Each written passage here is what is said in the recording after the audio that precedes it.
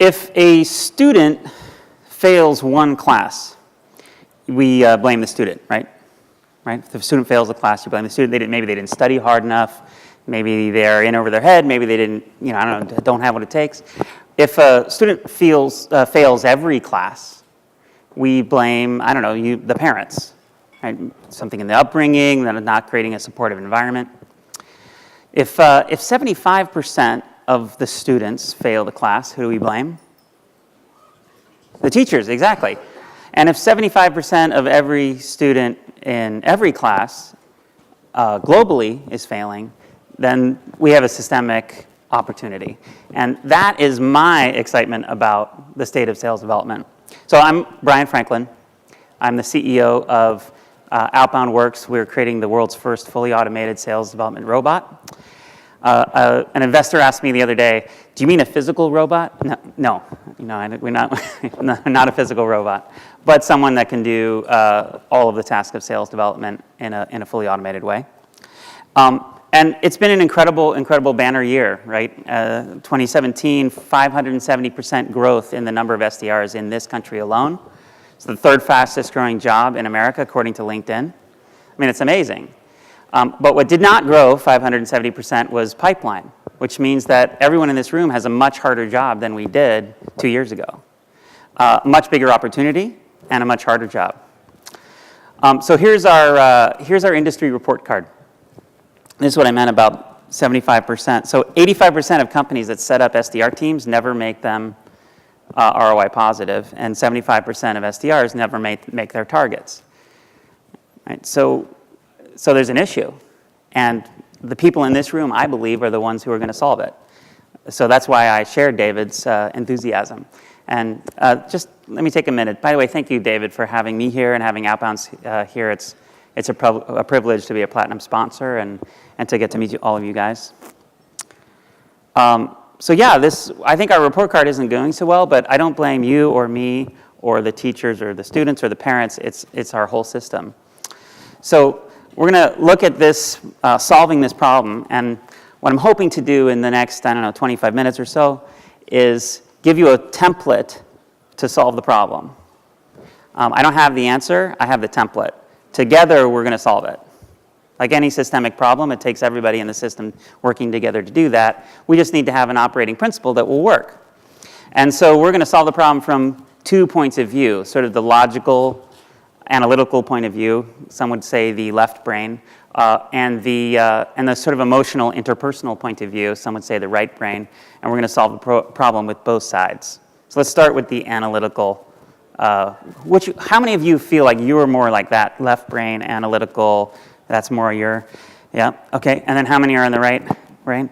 Okay, so if you're raising your hand now, just bear with me for the next 15 minutes and stretch those brains, maybe find a partner who raised their hand earlier and you guys can work together. So you get what you measure. Who's heard that? You get what you measure, right? That means if you set up a metric, that's what you'll get. And it implies that having the right metrics would be very, very important. And I think one of the reasons why there's a systemic issue in sales development that we get to solve, one of the reasons why there aren't droves of successful SDRs coming up through the ranks, is that we're using the wrong metrics, basically. We're using bad metrics. So I'm going to list some bad metrics that we tend to use, and then I have some better metrics that might be an improvement, and then we'll have, I'll pass it to you guys, and I think we can create really good metrics over the next 6 months, 1 year, 6 years. If we do create really, really good metrics to manage by, to lead teams by, I think we'll have 95% of SDRs meeting their targets, and that's when you will see a chief sales development officer, when that happens. Okay, calls per day. This is a true story. My dad actually was the VP of marketing and sales for Sprint in the late 80s, early 90s. And he grew Sprint as a company from 3 times its size, 300% growth every year for 3 years. And he had 5,000 cold callers on his staff. And when he took the job, they were measured on number of calls per day, right? So when they got lots and lots and lots and lots of calls per day. And then he started to look at a dashboard that started to look like this. where there's more and more calls a day, but sales was kind of flat. And so he asked to see some of the call recordings. Now in those days, I remember this because I was a kid, the call recordings came in big boxes because they were in reel-to-reel tape, right? So he put a reel-to-reel and he put up the call recordings and he's hitting plays and the call sounded like this. Hey, did I reach you at a bad time? Okay, bye. Hey, did I reach you at a bad time? Okay, bye. And if anyone said no to that first question, then there might be the rest of the script. But man, the bonuses were through the roof, though, because people were really, really crushing their call targets. So this kind of gets to sales activities. You know, if you're working with a group or you're trying to, an outsourced group, and they're trying to pitch you, they're going to do thousands of sales activities. This is a similar issue. You know, some people are very, very smart, and some people not as much. Some people are very, very busy. Some people not as much. This quadrant for me is the scary one, like as a leader, as a manager. So I don't want lots and lots and lots of activities. I want to make sure that all of the people are being measured on the right ones, right? And until I know we're all doing the right things, we want to do less, not more. Open rate, this is another one. So open rate is just a bad metric. And this is an email. This is the subject line of an email that was the winner of a contest. A friend of mine ran a B2C lead generation company, and he generated more B2C leads by email than any other person in America. He ran over 100 million email campaigns for his company, and they recently sold the company. And they did this mass automated optimization process to increase open rate. And because obviously open rate leads to, if you get more opens, you get more people reading, you have more opportunity to sell. So this was the winner. Bank alert, your bank account's balance is too low. This was for a biz op, a product that was trying to sell, for $5,000, you might buy something to get a side income. So the gotcha was like, your bank account is low because you don't have this product, which is giving you extra money on the side. Groan, right? Horrible. Now, obviously the conversions on this were not very good, right? This was not the most revenue-generating email, but it was the one that had the most open rate. But the number 2 is the real morally reprehensible one, and I actually had to check with my co-founder. I'm like, can I really put this up on, can I really actually show this? And he said, go for it. So you want to see number 2, which was the worst morally, but definitely the second winner in terms of open rate, and that was proof your wife is cheating on you, pics inside. All right. I'm telling you, if you guys want open rates, I know how to get them. So the pictures were before and after pictures for a men's weight loss product.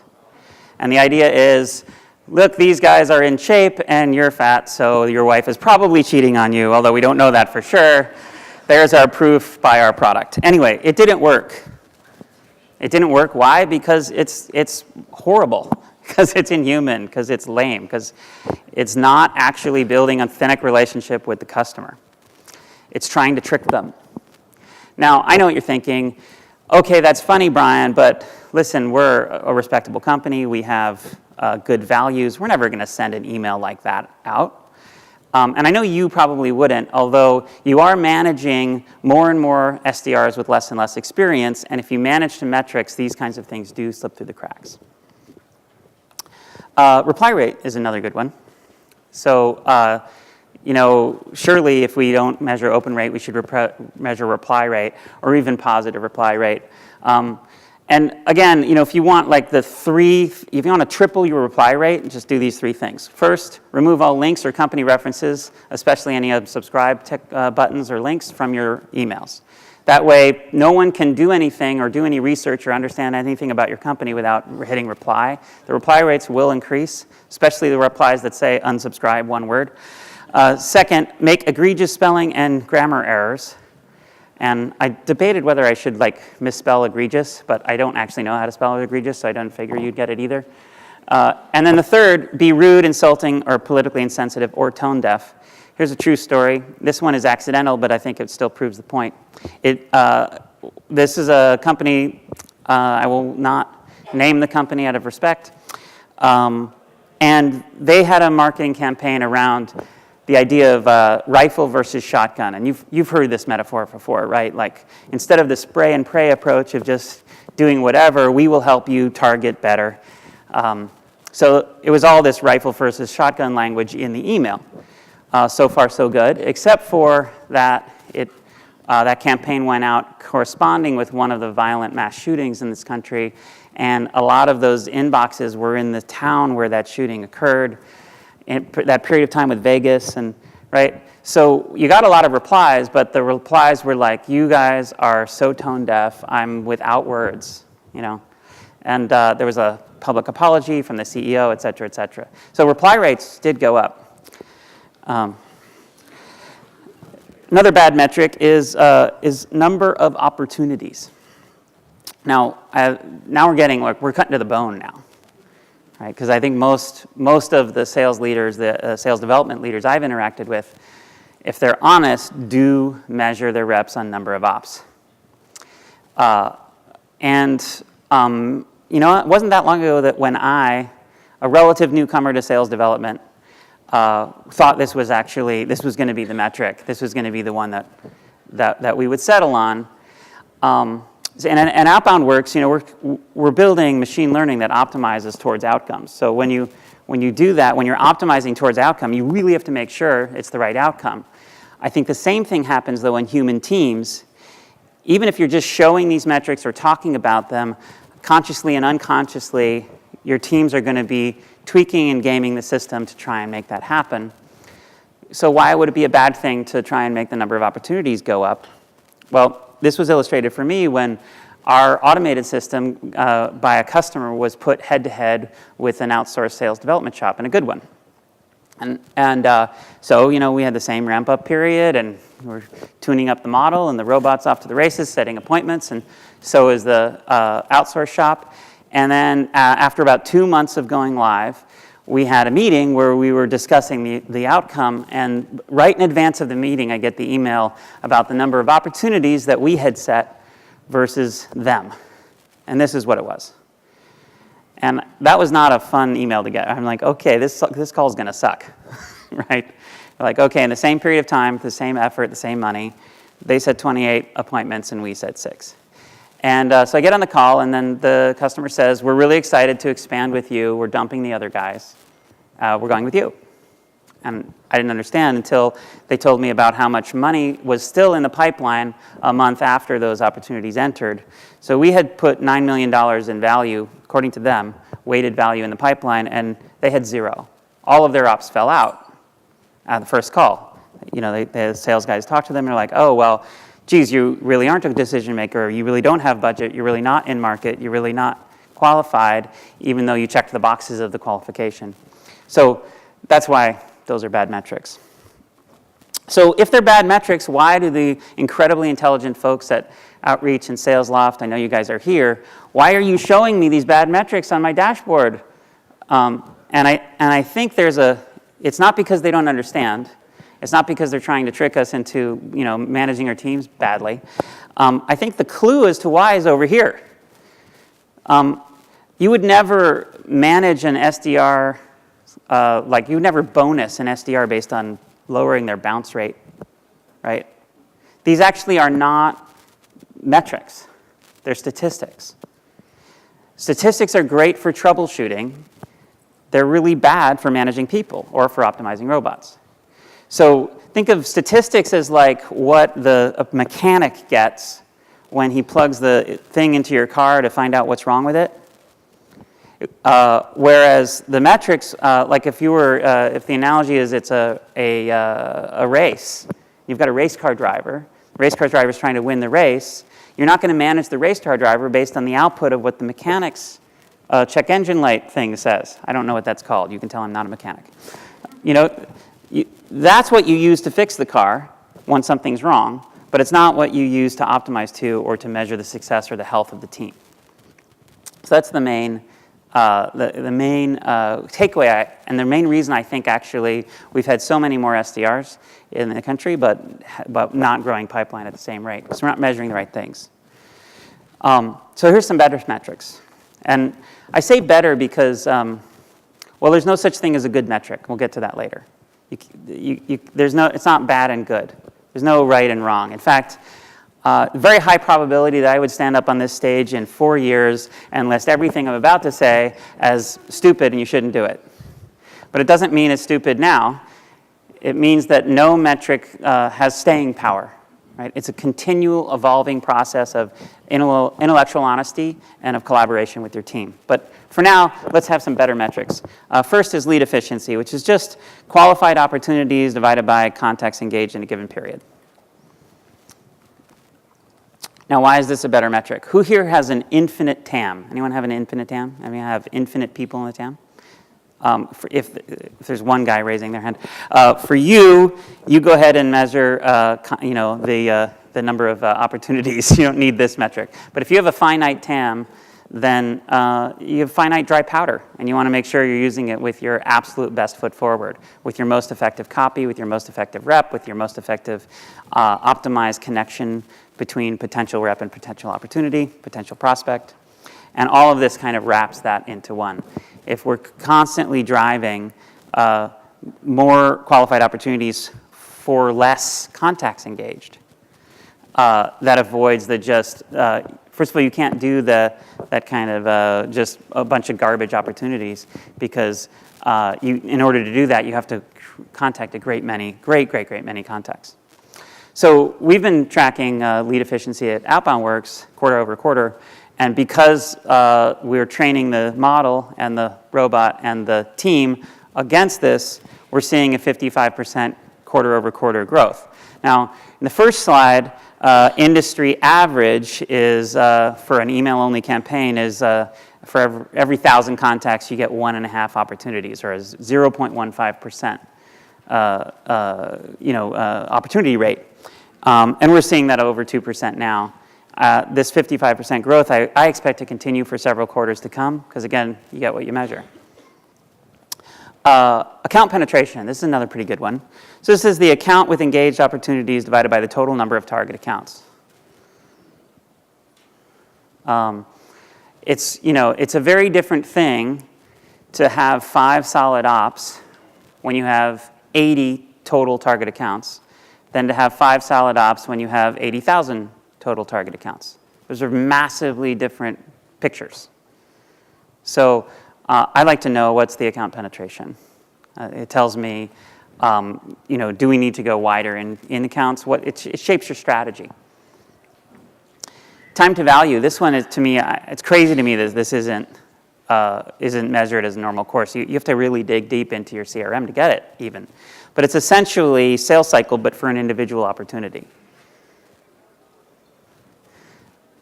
The value of, let's say you have 50 reps on your team, and 2 or 3 of them on average have opportunities which close in 2 months, and 2 or 3 of them have average, their opportunities when they close in 9 months.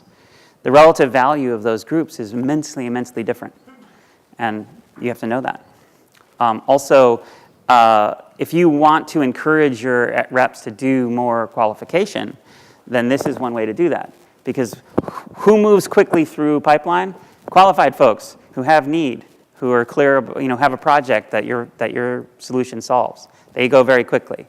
So if you want to front load some of that work of investigation and research, then you measure this and reward on this, and that's what you'll get. Another one, and this is what I said earlier in our sort of competition head-to-head with that outsourcing group, is pipeline value. And you could do it a couple of different ways. For now, I'm looking at the closed one, the value of closed one, plus the weighted value of any active ops. Now, I do this because we're pretty good about the weighted value of our active ops. Some people, some companies, that is, you have like 40 million in the pipeline in Q1, and then in Q2, 3 million closed of the 40 million expected. So you want to make sure that when you take the weighted value for a quarter, forward-looking, and then you look back at that same quarter, that those 2 numbers are about the same. If they're about the same, you're doing your weighted right. And if you're doing that, then you should add it to this pipeline value, and then you can really measure against it. And I like to do this in terms of the period in sync with the performance reviews. So if you guys do annual performance reviews, do it year to date. So when you're doing your performance review, you can say, look, this is what we paid you in salary and bonus. This is what you created in pipeline. You got your ROI right in front of you. People want to optimize. They want to win. They want to win the game that you present to them. So if you give each person a target for increasing their own ROI for the company, they'll do it. But you have to measure it, and you have to communicate with them about it. So do you guys know Goodhart's law? Goodhart was an economist in 1975. He said, when a measure becomes a target, it ceases to be a good measure. And basically, what he observed is anytime economists would pick leading indicators of the health of an economy, things like joblessness rate or, the economists would measure the traffic wait times on major thoroughfares, things like that, to determine population growth and health and all of that.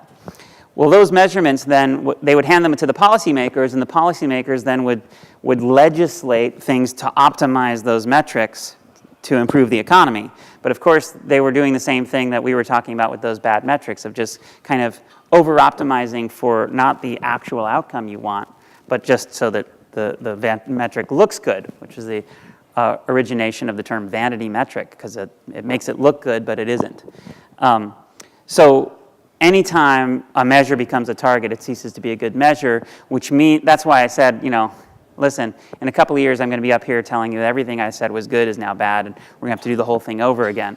So now it's time for the collaborative, the creativity piece, the right brain, which is, it's not about having the right answer. It's about creating an environment with your team where you all together understand the nature of the problem and that you're working on it together. Teams that understand the nature of the problem and work on it together do well over the long period of time. And they don't tolerate intellectual honesty, or intellectual honest teams don't tolerate vanity metrics. They don't tolerate measuring the wrong thing. They don't tolerate getting bonused on something that doesn't matter. They don't tolerate when people who aren't contributing to the long-term health of the company are the ones that are rewarded formally or informally.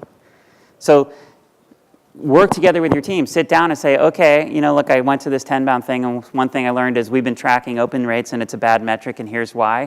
What's a good metric? But don't tell them what I said. Find out. Engage them in the discourse.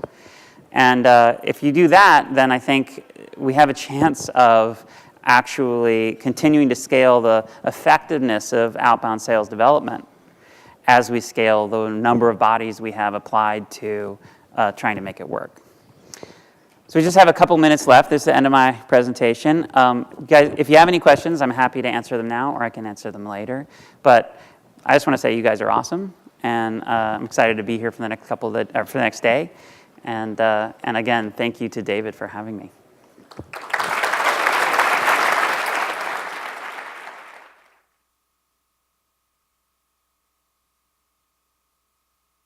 I'm off. You can ask. Yeah, here's one. So you mentioned measuring pipeline, and that's something that we really care about.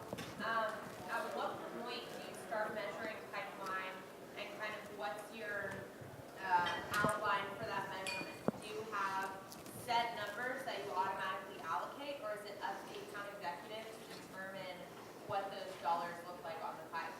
Are you saying? Are you asking how do we discount opportunities as they go through, or how do you measure the SDRs, how much pipe they put in? Obviously, close one speaks for itself. Yes. Just pipeline.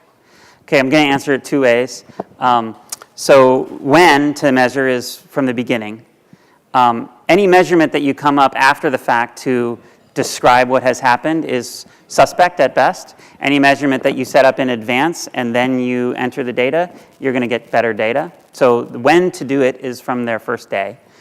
And then the second answer to your question depends. OutboundWorks is a sales development automated robot that's working on behalf of other customers. So we use their systems for them, and everybody does it different. how I set it up and how we would set it up, like how I would advocate that someone would do it, is that you come up with a series of between 19 and 31 questions that are yes-no questions, where if you answer yes to all 31 questions, there's a 100% chance of that deal closing. And then over time, you assign a weighting to each one of the questions, and you make sure the questions are not subjective, like, do we have a internal champion, yes or no?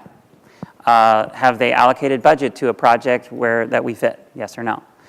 You know, have we submitted a proposal with the cost included, yes or no? Right? You just keep asking questions like that, and over time, it takes about 6 months to a year to tune it, but over time, when you get the weights right, you just have the reps answer yes or no, and you 100% have the weighting, the discount on that revenue, where your forward-looking quarters and your backward are always the same number. And so this is why, you know, Bezos at Amazon says that he knows what revenue is going to be in Q4 of 2020 with 95% accuracy, because they keep tuning all of the yes-no factors and wait until the weighting is perfect. Is that helpful? Great. One more question here. Bryan, so the question for me was, some of the metrics that you were talking about that outreach shows you with sales talk. Yeah. We use those metrics to be able to work with our marketing teams, because when they feel us candidates, that's the way that we defend the effort, right? So we've got the results. Yeah. But we're able to say, hey, this is the effort that went in. Yeah. And these results we have in terms of NQLs, SQLs, and conversion numbers. Yeah. As long as marketing is asking for that type of data because they want to see the backend metrics. Yep. How do you change that mindset of what marketing is looking for? Because when that changes, we're still kind of relying on those metrics, right? Yeah, that's a great question. So for those of you that couldn't hear, he's asking about, hey, we're working with a marketing team who's using those same metrics to defend their effort. And how do we change their minds about what metrics to use if they're insisting on that because they're defending their effort? Well, the first thing I'd say is any metric you're using to defend effort is probably, just the whole act of defending effort, I'm just confused about. Like, let's work together and make some results happen. But I know that is the reality. And so my first choice would be to sit down with that marketing leader and have an intellectually honest conversation about what's good about the metrics and what's bad about the metrics. Because every single metric you choose there's going to be a pro and con. How is it good for us? How does it hurt us? And if you can have that conversation, maybe even you won't change which ones you're using, but maybe at least you're seeing eye to eye on what you're really trying to do, and that's what's going to make the difference, is that partnership.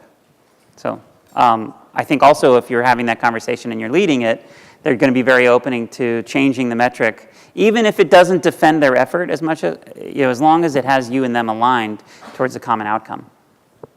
Okay, Thanks, you guys. that's my signal. Thank you. Bryan, that was awesome.